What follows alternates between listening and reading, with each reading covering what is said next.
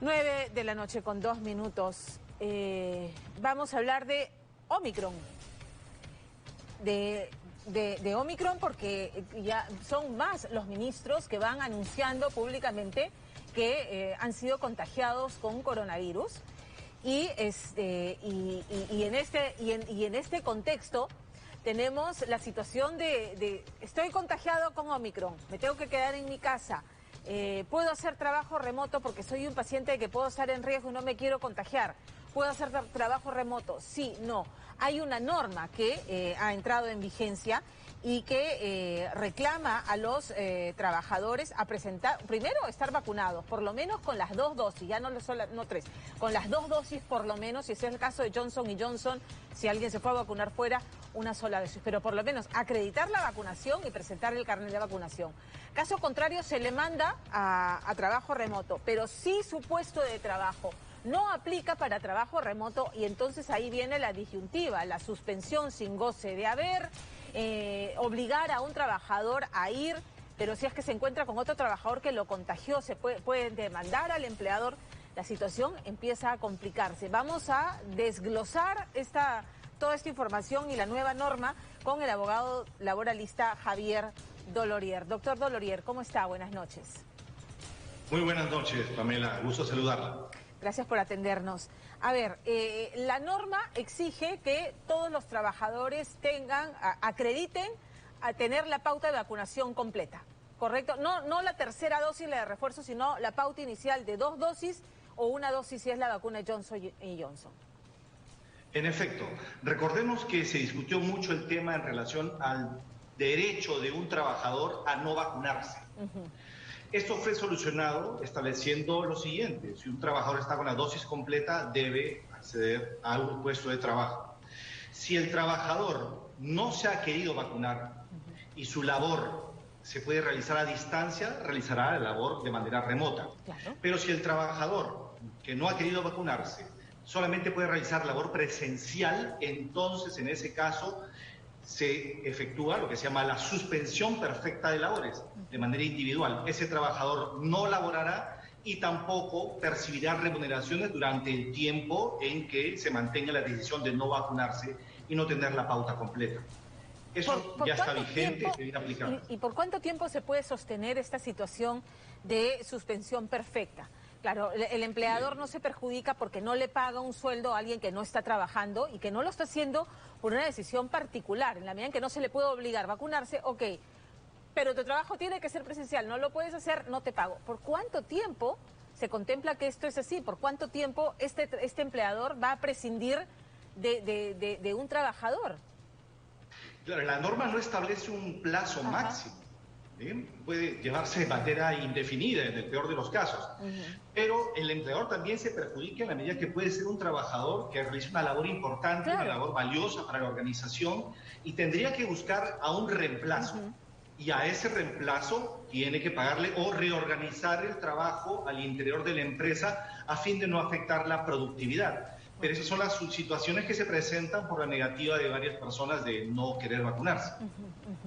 Ahora, el empleador tiene que ser muy claro con toda su planilla, con todo el personal que trabaja para él, sobre estas medidas, cuáles son las exigencias, qué alternativas se tienen, porque caso contrario puede pasar, entiendo, que si esta información no es suficientemente clara y la persona va a trabajar y termina contagiada, ¿pudiera demandar a su empleador o a la empresa?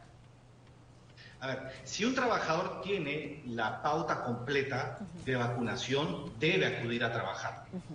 Salvo que estemos en un supuesto que seguramente lo vamos a conversar, que el trabajador contraiga el COVID o tenga sospechas de tener síntomas o haber estado en contacto con personas que han sido diagnosticadas.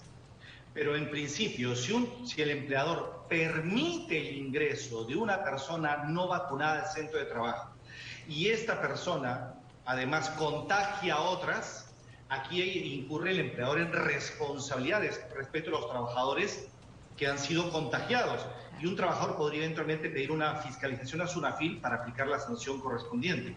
Porque aquí el empleador está atentando en contra de la salud de otros trabajadores en aras de un beneficio o una productividad. Correcto, correcto. Ahora, la acreditación estamos viendo y hemos informado sobre el tema, las colas que se producen para poder hacerse la prueba y obtener el certificado de que efectivamente estoy contagiado y por lo tanto no puedo ir a trabajar. La exigencia de esta presentación de este certificado está complicando las cosas. ¿Cómo se debe manejar este tema? Sí, mira, actualmente las normas establecen, en primer lugar, quién asume el costo de la prueba, sea molecular o sea antígena. Según la Ley de Seguridad y Salud del Trabajo, es el empleador quien tiene que asumir este costo, asumiendo que el trabajador quiere obtenerla por indicios razonables. Claro. Eso en primer lugar, el trabajador no debe asumir el costo de esta prueba. En segundo lugar, tiene que ser una prueba no particular, no privada.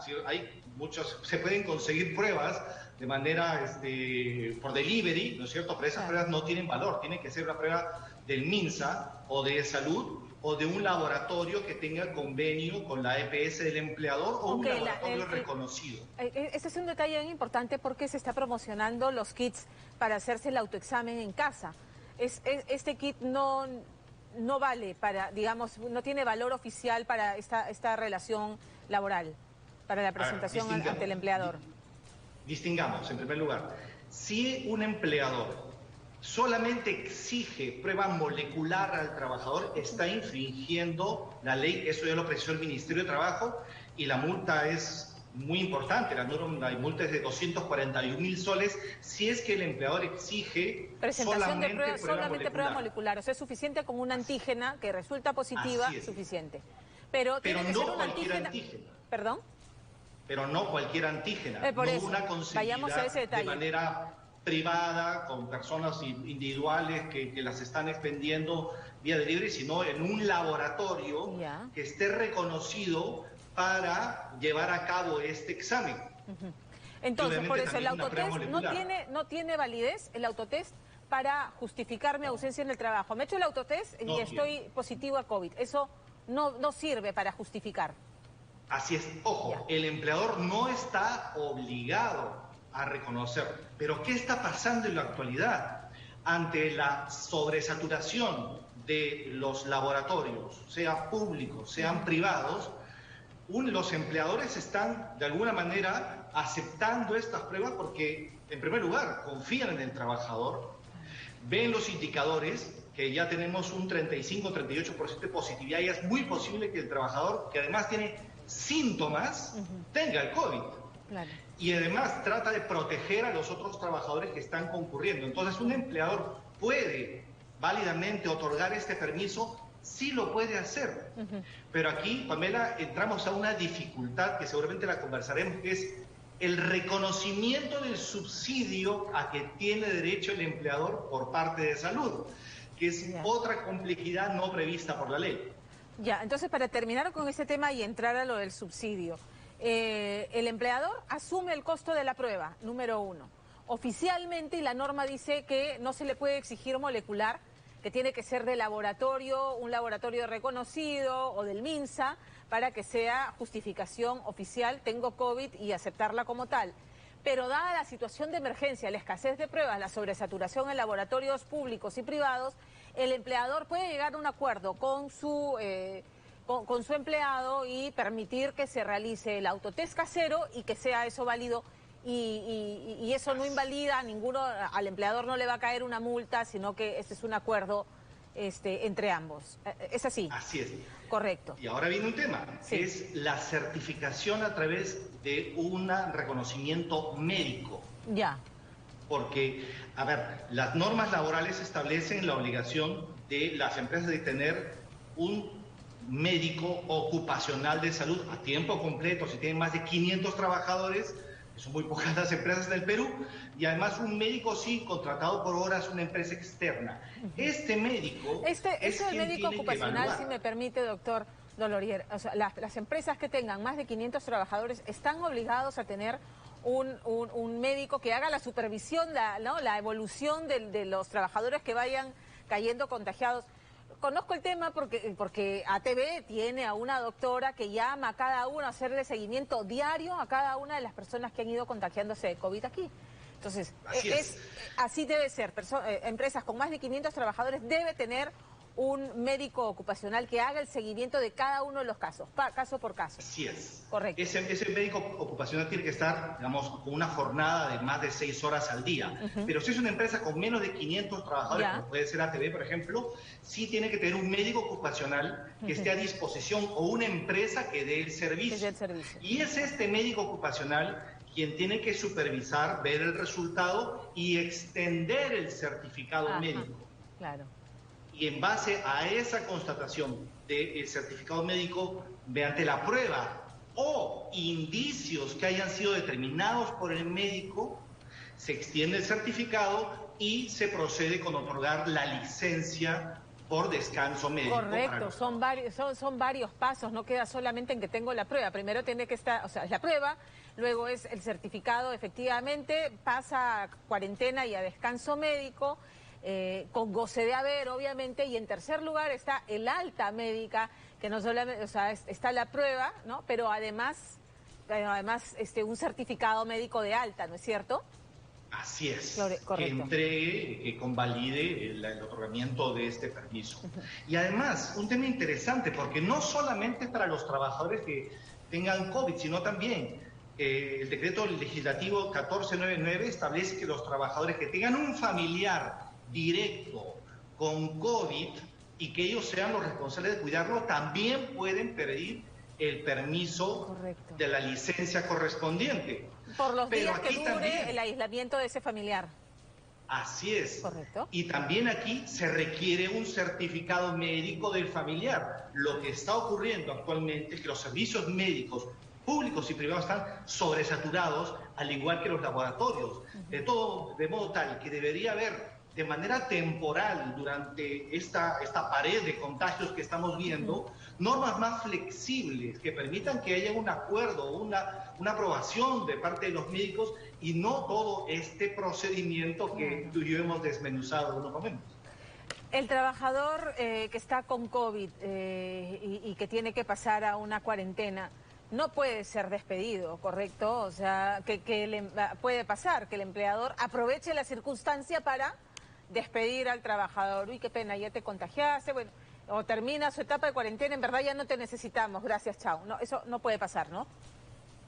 No debería pasar. No debería pasar. Está prohibido legalmente. Claro. Pero ¿qué ocurre? Un trabajador dice, tengo COVID.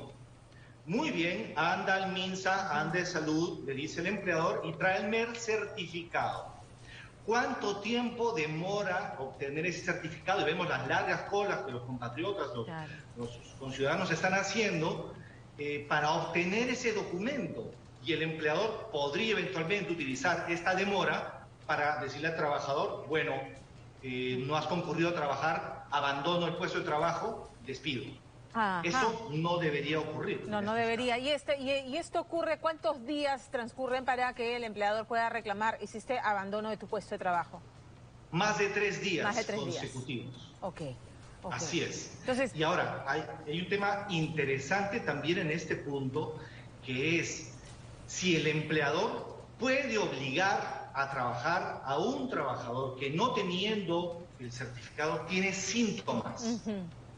Esto también se está produciendo actualmente porque la fuerza laboral está viendo seriamente afectada y más de un 30% de trabajadores que están inasistiendo por permisos y hay empleadores, malos empleadores, que están obligando a los trabajadores a concurrir aun cuando tengan probados síntomas o haber demostrado que tienen contacto con personas contagiadas. Eso ya linda con lo delictivo y pasaríamos al ámbito penal, porque es exponer a otras personas a un peligro sanitario. En efecto, porque hay empleadores que están diciendo a los trabajadores, ven a trabajar mientras no tengas el certificado o la prueba, el resultado definitivo, exponiendo al trabajador a un recrudecimiento de su salud o poder contagiar a otros trabajadores. En ese caso, creo que SUNAFIL tiene un rol importante de cumplir dentro de sus reducidos medios de personal que tiene actualmente. Permítame regresar a este detalle que usted mencionó sobre salud y no recuerdo el término que usted utilizó cuando es que el trabajador sale, una indemnización o... El subsidio. Subsidio, perdón. Sí, por favor, explíquenos eso. ¿Qué ocurre? Durante los primeros 20 días de toda incapacidad temporal es el empleador quien asume el pago de las remuneraciones del trabajador. A partir del 21º día, el empleador da licencia, otorga el permiso, le paga la remuneración al trabajador, pero tiene derecho a solicitar un reembolso a Salud. Yeah. Es decir, que Salud le pague aquello que el empleador le pagó al trabajador. En este caso, las normas de salud son muy rigurosas y piden lo que se llama el CIT, que es Certificado de Incapacidad Temporal del Trabajo. Y aun cuando el trabajador tenga un certificado médico de un médico particular, aún en ese caso de salud está hoy día exigiendo además que el trabajador haga el trámite para canjear el certificado de incapacidad temporal. Es decir, burocracia en su máxima expresión en una época, en una circunstancia muy difícil. Considero también que esas normas, esas disposiciones deberían flexibilizarse, porque muchos empleadores no quieren dar los permisos porque después no van a obtener el subsidio de salud. Claro. Estamos en un círculo vicioso porque el tema es al final es el trabajador. Porque el tema lamentablemente es engorroso y entonces nos complican la vida a todos, la verdad.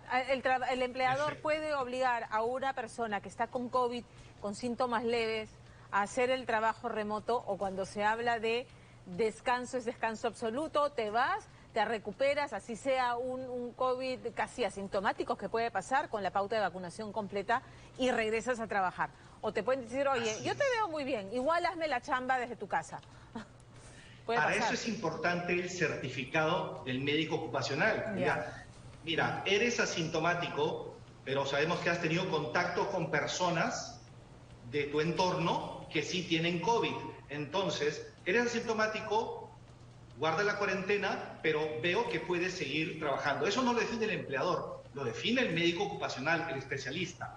Pero si es un trabajador con síntomas y es acreditado por el certificado médico, más aún con una prueba molecular, el empleador no puede obligarlo a trabajar. Correcto. Ni siquiera de manera remota. Correcto. Ha sido muy ilustrativo conversar con usted, doctor Dolorier. Muchas gracias por atendernos esta noche. A usted, muchas gracias. Buenas noches, Pamela. Gracias. Y nosotros con esto nos vamos a la pausa y vamos a regresar para hablar